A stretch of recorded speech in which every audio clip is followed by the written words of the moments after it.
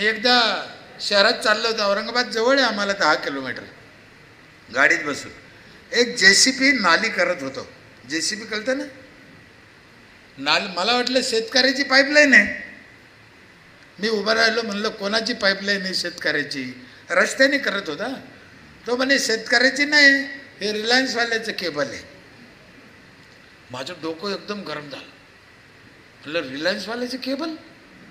माझ्या रस्ता खणतोय, मला माहीत नाही. सरपंचाला बंद कर.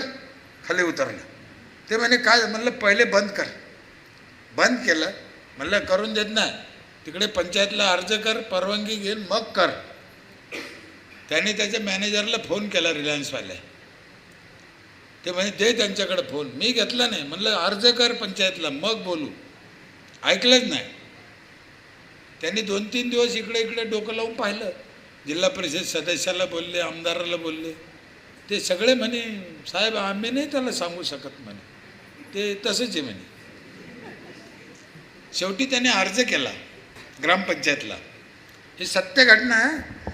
अर्ज केला, मला अशी अशी केबल टाकायची आहे ते टावरसाठी, मला परमिशन द्या. आता त्याने अर्ज दिल्यावर मी परेशान झालो. मला काहीच कळत नाही त्याच्यातलं. आता काय करा?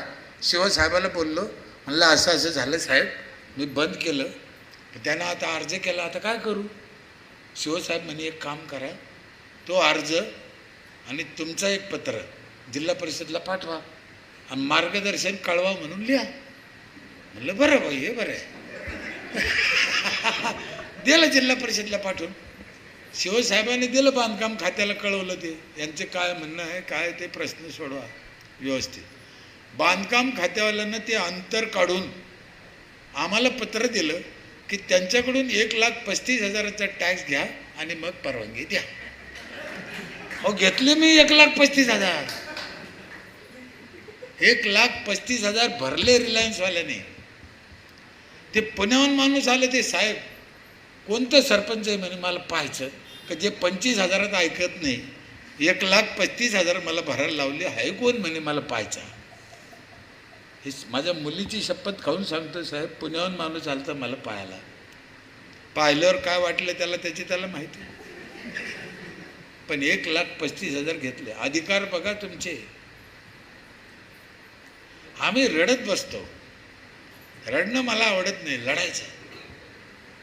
लढायचं. खूप अधिकार दिलेले आहे घटनेने तुम्हाला, ग्रामसभेला. तुम्ही ठरवा, लोकांचे कल्याण करा ना.